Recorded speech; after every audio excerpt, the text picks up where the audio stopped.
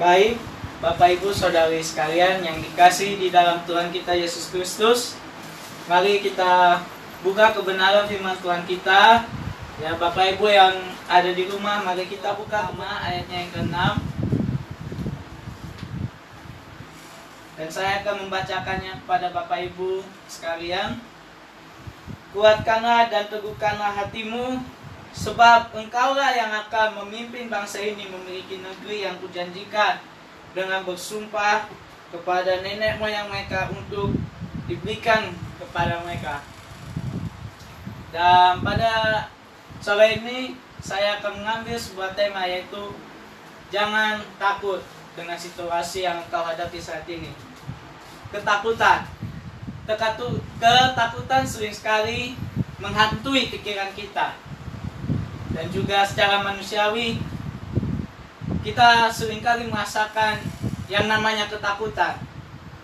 Entah itu kita takut sakit, atau kita takut segala apapun, macam apapun yang kita takut hadapi saat ini. Nah, mungkin apalagi di situasi pandemik ini, seringkali kita merasakan yang namanya ketakutan di dalam diri kita.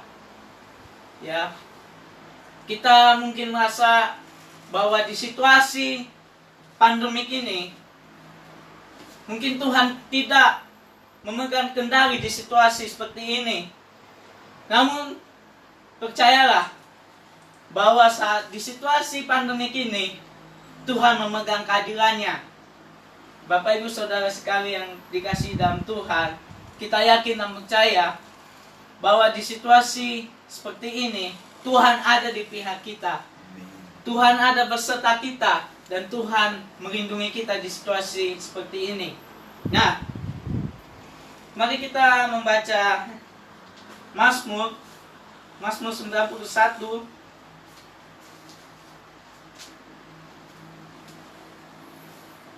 ayatnya yang ke-5 hingga yang ke-6. Saya akan membacakannya. Engkau tak usah takut terhadap kedahsyatan malam, terhadap panah yang terbang di waktu siang, terhadap penyakit sampar yang berjalan di dalam gelap, terhadap penyakit menular yang mengamuk di waktu petang.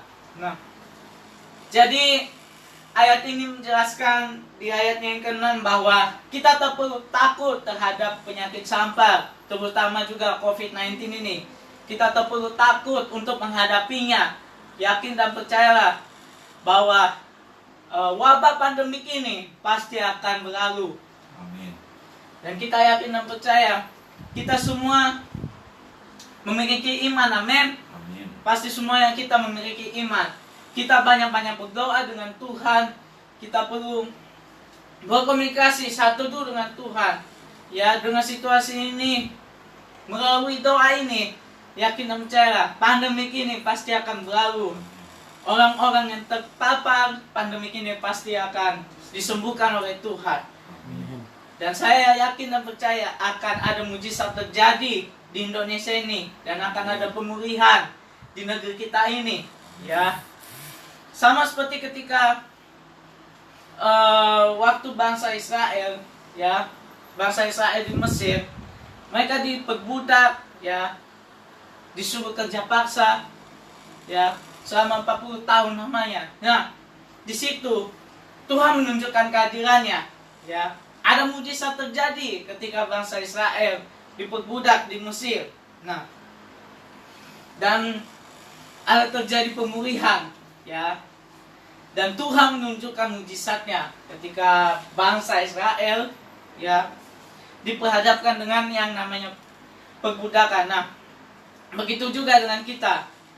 Kita diperhadapkan dengan yang namanya penyakit yang sangat hebat, ya, yaitu virus corona.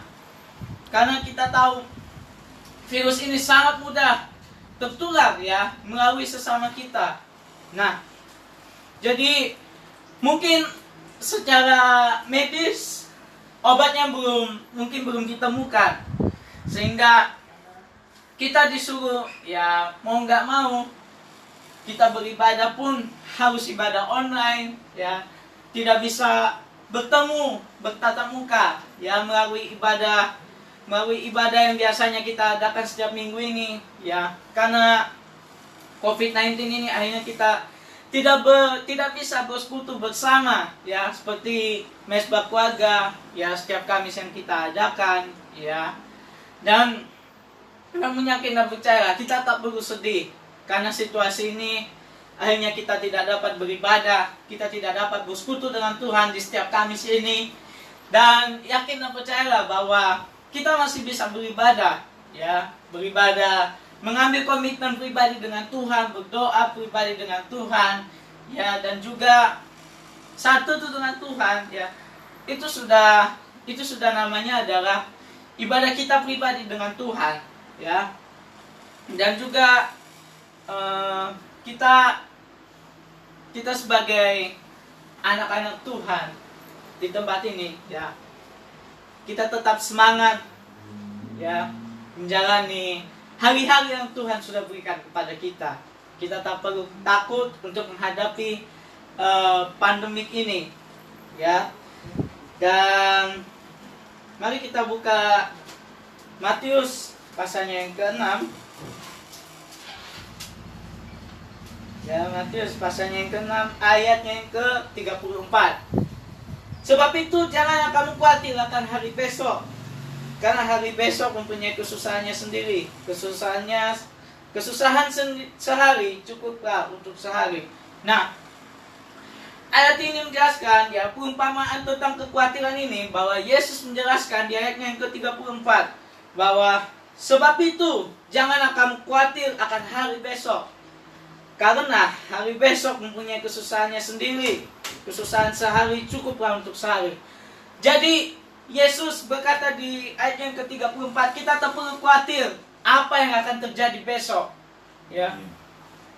Kita tak perlu khawatir akan apa yang terjadi hari besok. Sebab apa? Sebab Tuhan selalu menyertai kita. Ya, mungkin kekhawatiran ini seringkali mengintimidasi di dalam kehidupan kita. Nah, di ayatnya yang ke-25, karena itu aku berkata kepadamu, janganlah khawatir akan hidupmu, akan apa yang hendak kamu makan atau minum, dan janganlah khawatir pula akan tubuhmu, akan apa yang hendak kamu pakai. Bukankah hidup itu lebih penting daripada makanan, dan tubuh itu lebih penting daripada pakaian? Nah, jadi Yesus berkata di ayatnya yang ke-25, jadi kita tak perlu khawatir akan hidup kita, akan pakaian kita, ya, akan makanan-makanan kita, kebutuhan pokok kita. Nah, mungkin di situasi pandemik ini ekonomi semakin menurun, ya, dan mungkin kita bingung ketika mungkin, ya, makanan kita sudah mulai habis, beras kita sudah mulai habis. Kita mungkin merasa khawatir, aduh Tuhan, bagaimana ini? Bagaimana saya akan memberi beras, ya, di keadaan seperti ini? Bagaimana kebutuhan pokok saya? Apa yang harus saya makan dan apa yang saya harus mau minum? Nah, Yesus berkata bahwa kita tak perlu khawatir dengan segala apapun, karena yakin dan percaya semua rencana Tuhan itu akan indah pada waktunya. Jadi kita tak perlu khawatir akan apa yang kita hadapi hari besok atau hari ini, ya. Kita tak perlu khawatir sebab Tuhan selalu beserta kita. Tuhan selalu melindungi, menjaga dan memelihara kita. Ya, saya mempunyai sebuah poin, ya, sebelum saya menutupi khotbah saya. Poin yang pertama adalah jangan takut di situasi ini, karena ada Tuhan yang melindungi. Amin. Yang poinnya yang kedua adalah, seperti saya bilang tadi, tetap jalani hari-hari yang Tuhan telah berikan. Ya, artinya kita tetap enjoy, ya. Amin. Tetap semangat walaupun kita disuruh meminta stay at home, ya. Terus poinnya yang terakhir adalah tetap percaya pada Tuhan. Nah, di situasi pandemik ini, tetap percaya pada Tuhan bahwa Tuhan memegang kendali di situasi pandemik ini. Amin.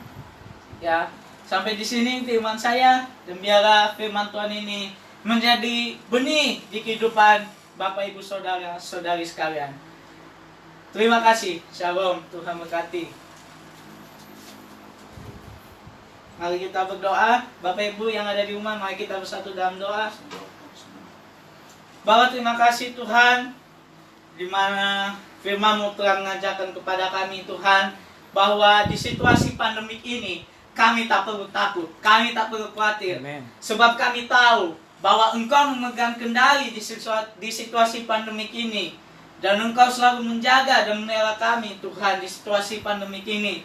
Dan kami tahu Tuhan bahwa kami secara manusiawi Tuhan, mungkin kami sering merasakan yang namanya ketakutan atau kekhawatiran. Dan kami percaya Tuhan, kami dengan iman bahwa kami tahu bahwa di situasi ini Engkau ada di pihak kami. Engkau selalu beserta kami di situasi pandemik ini.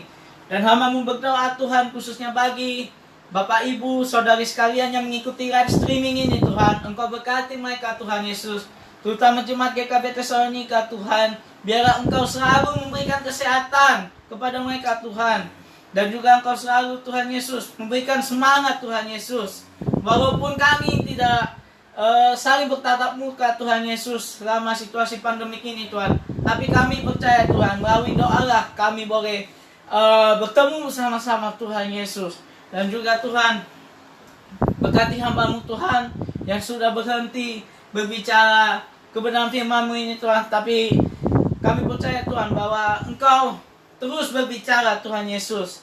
Dan juga Tuhan Yesus, berkati Tuhan Yesus kami yang ada di tempat ini Tuhan. Biar Tuhan Yesus Kau selalu memberikan kesehatan selalu kepada kami Tuhan Yesus. Kami menolak setiap virus corona ini Tuhan, kami menolak, kami hancurkan, patahkan harapan darah mama Tuhan Yesus Tuhan. Tapi kami percaya Tuhan Yesus, Engkau selalu memberikan kesehatan dan semangat yang baru bagi kami semua Tuhan. Terima kasih Bapak, terima kasih Tuhan Yesus. Ini doa hamba-Mu Tuhan, hanya hamba serahkan ke dalam tangan-Mu Tuhan. Terima kasih Tuhan, terima kasih Yesus, haleluya, amin.